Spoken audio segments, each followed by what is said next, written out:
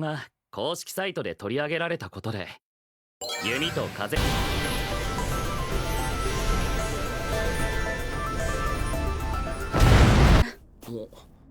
私がアポロンの弓ギルドマスターのあやめです。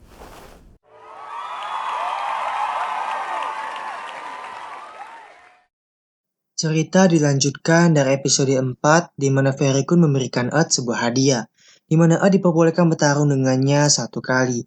Earth pun masih tidak mengerti maksud perkataan tersebut.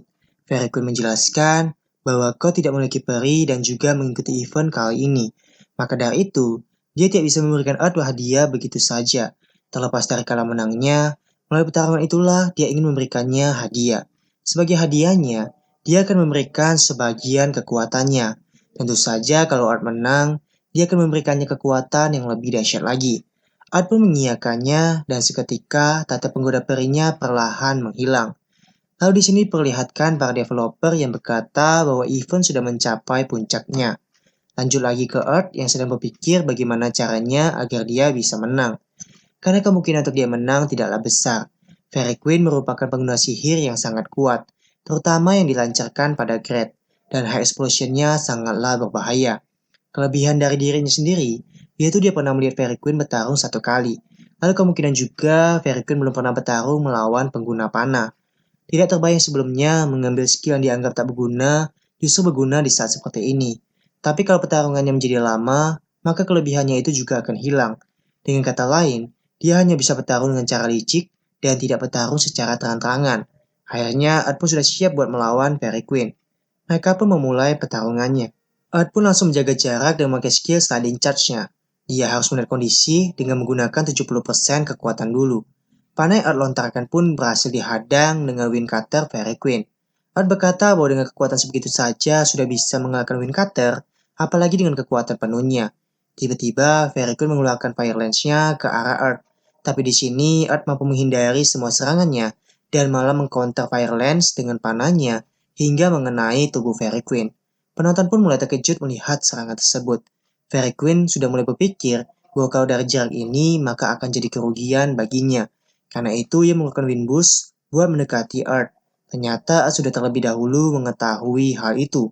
Ia bahkan mengeluarkan potion yang membuat Fairy Queen mengeluarkan skill shock agar Earth tidak meminumnya. Tapi lagi-lagi Earth sudah tahu karena ia sudah melihat serangan itu saat melawan Great. Lalu Earth melemparkan potionnya yang ternyata itu adalah Dead Potion. Art berkata kalau dia berada dalam kabut beracun, maka dirinya tak akan bisa merapal mantra. Art langsung melemparkan beberapa potion peledak dan bersiap memanahnya kembali. Fairy Queen merasa bersalah karena tidak melarang penggunaan item. Art bilang karena manusia itu lemah, maka dari itu mereka berpikir bagaimana caranya melawan yang lebih kuat dari mereka. Fairy Queen pun memutuskan buat melindungi dirinya dengan Art Wall. Art pun langsung memakai skill penyembunyian diri, di mana meskipun bisa terlihat oleh penonton, tetapi dia tidak terlihat oleh sang ratu peri. Fairy Queen pun mulai merasa janggal karena Art tidak sekunjung menyerangnya. Bahkan keberadaan Art pun mulai tidak terasa, dan berpikir apakah dia menunggu sampai temboknya habis waktu. Kalau begitu, baginya keluar dan menyerang langsung adalah strategi yang tepat.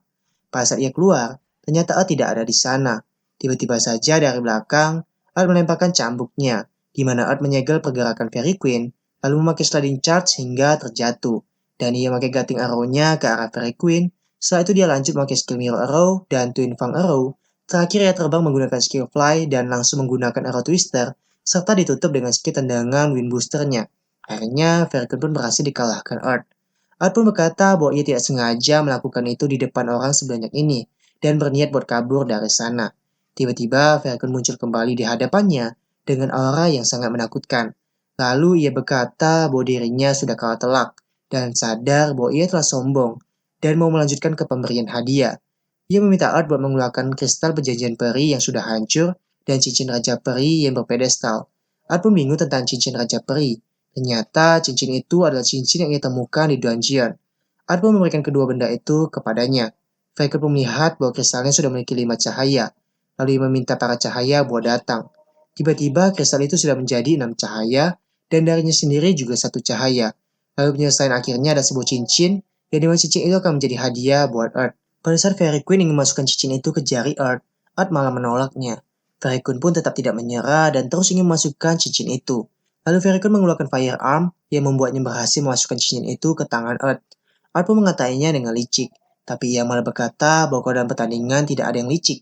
Art pun tidak terima cincin itu, tetapi ia tidak bisa melepaskannya lagi. Lalu mendapatkan informasi bahwa itu merupakan cincin Fairy Queen ke-87.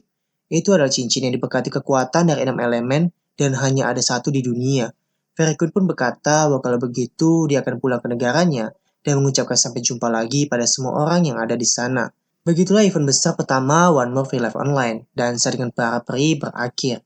Selepas event, suasana dunia pun menjadi berubah. Berkat diunggahnya video pertarungannya melawan Ratu di situs video, cara pandang orang terhadap panah dan penyihir angin pun berubah, dan pemain yang mencobanya pun tiba-tiba menjadi bertambah. Karena itu, Odd yang terlanjur menjadi seorang yang terkenal, berusaha menghindari untuk mencolok, dan menikmati game ini dengan cara diam-diam. Tapi Ratu Peri malah muncul dari cincin milik Odd. Ia menjelaskan bahwa cincin itu dirinya jadikan sebagai titik teleportasi, di mana Odd yang kesepian karena tidak punya peri, ia datang untuk membawakannya cinta. Mendengar perkataan itu, Odd langsung memukulnya dan menyuruhnya buat pulang saja ke negaranya. Ia tidak mau karena jadi raja itu sangat sibuk. Sin berpindah ke Odd yang sedang berjalan-jalan di pusat kota. Dan benar saja, dia menjadi pusat perhatian di kota tersebut. Lalu tiba-tiba dia memanggil-manggilnya dari belakang, tapi Odd malah mengabaikan orang itu. Ia berkata bahwa di kota dirinya menjadi tidak tenang dan berniat buat pergi berburu saja, karena ada yang ingin dicobanya. Tiba-tiba ia teringat tentang pertanyaannya mengenai sihir Prism Nova, karena di penjelasan hanyalah sihir yang bisa dipakai setelah ia memakai cincin itu. Tapi Fairy Queen tidak menjelaskan apapun dan menyuruh Art buat mencobanya saja. Lalu di sini Art pun mencoba merapalkan sihirnya pada seekor wild bear. Selagi merapal mantra, tiba-tiba muncul lingkaran jarak spesifik. Akhirnya setelah Art selesai merapalkan sihir Prism Nova-nya, tiba-tiba muncul sebuah ledakan pada wild bear tersebut yang membuatnya menjadi batu. Art berkata bahwa setelah itu, ia mencobanya beberapa kali dan sudah mulai mengerti garis besar efeknya. Prism Nova adalah sihir yang memberikan efek status abnormal secara acak pada musuh yang ada di jaraknya. Ratu Peri pun berkata itu benar, tapi meski banyak efek abnormal yang bisa diberikan, efek lumpuh ataupun membatu itu kemungkinannya sangat kecil. Dan lagi waktu tunggunya juga cukup lama, jadi ia menyuruh Art buat berhati-hati. Fairy Queen tiba-tiba mengambil masakan Earth, tetapi Earth langsung memukulnya dan berkata bahwa jangan seenaknya makan barang jualanku. Ia berkata bahwa di negara peri makanannya sangat manis, jadi ia tidak bisa memuaskan diri. Dan lagi jadi raja itu tidaklah bebas. Sebagai pengganti jadi orang paling berkuasa di negara, dia justru harus jadi yang paling sibuk bekerja. Dengan kata lain, ia adalah budak nomor satu di negaranya. Tiba-tiba muncul player lain, dan ia berkata bahwa beraninya Art mengabaikannya barusan. Ternyata, dia adalah orang yang terus-menerus memanggil Art di kota. Ia memperkenalkan diri dengan nama Nether dari guild panah Apollo. Mereka memiliki tujuan yang mulia, yaitu membantu para pengguna panah yang dianggap hina. Maka dari itu, ia tidak bisa membiarkan rekan senasibnya seperti Art yang tidak bisa masuk ke guild manapun. Dan ia yang memberikan tempat terakhir di guildnya untuk Art. Tapi di sini Art dan Ratu Peri terlihat tidak peduli dan sibuk pada urusannya sendiri. Lalu Art menolaknya dan langsung pergi meninggalkan player itu. Berpindah lagi ke tempat Art jualan. Di sini terlihat Ratu Peri yang masih tidak mau pergi dari Art. Art pun mau tidak mau memberikannya makanan yang ia jual agar dia tidak mengganggunya lagi. Falcon pun berkata dengan begini rasanya ia bisa menjadi semangat lagi. Art berkata bahwa kau ini benar-benar bertahan dengan keinginan makanmu itu. Ratu Peri berkata bahwa bukan itu sebenarnya maksudku. Lalu ia pergi meninggalkan Art. Art pun tidak begitu mengerti, tapi dengan begini harusnya dia tidak akan datang lagi. Ia berencana akan memperkuat perlengkapannya esok hari. Keesokan harinya, Art pun mengunjungi tempat pandai besi. Tapi tiba-tiba ramai sekali orang yang ingin melihat Art dalam membuat sesuatu. Ia pun memperbolehkan mereka melihat, tapi harus beri jarak. Pertama, ia ingin memodifikasi busur berburu tipe X. Karena sudah lama dipakai, bagian utama dari busurnya harus diganti semua. Akhirnya ia berhasil memperkuat performa busurnya. Selanjutnya yaitu meningkatkan blade shoes-nya. Ia pun mengubah posisi bilah sepatunya dari yang berada di samping, sekarang ia ubah dengan menaruhnya di bagian depan. Kalau ia menendang dengan ujung kakinya, serangannya dengan bilah, kalau dia injak maka dengan durinya. Akhirnya jadi Fang Leg Blade dengan daya serang 29. Semua orang di sana pun bertepuk tangan karena hasil yang dibuat. Lalu Art pun pergi mengambil mantelnya yang ia minta Mute buatkan sebelumnya. Mantelnya tersebut pun bernilai 9. Myun berkata karena bahannya Art bawa sendiri, jadi harganya sesuai janji yaitu 5.000 glow saja. Mau berapapun nilainya, dia akan tetap memberinya sesuai harga yang ditentukan di awal. Lalu Art mendapatkan pesan dari seorang pengirim bernama Ayame yang merupakan ketua dari guild panah Apollo. Akhirnya Art pun mendatangi markas guild panah Apollo. Lalu Ayame sebagai ketua dari grup Pana Apollo pun menyambut kedatangan Earth. Ia berkata kemarin anggota mereka Nether sudah merepotkan Earth.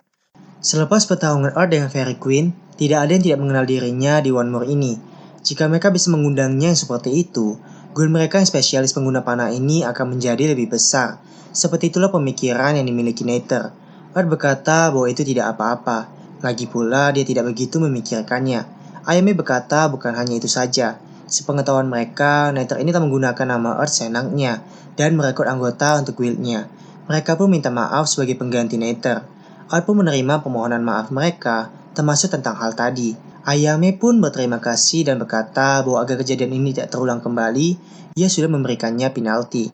Ia telah menurunkan Nether dari anggota inti menjadi anggota umum, lalu mencabut haknya untuk merekrut anggota juga. Alih-alih menendangnya keluar guild, mereka akan menghukumnya dari guild.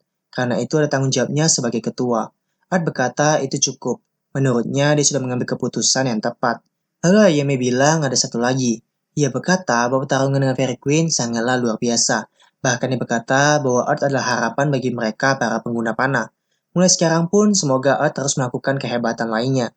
Mereka sangat mengharapkan itu. Art pun berkata bahwa pertarungan itu benar-benar berefek pada berbagai hal ya. Padahal dia sendiri hanya ingin menikmati game secara santai.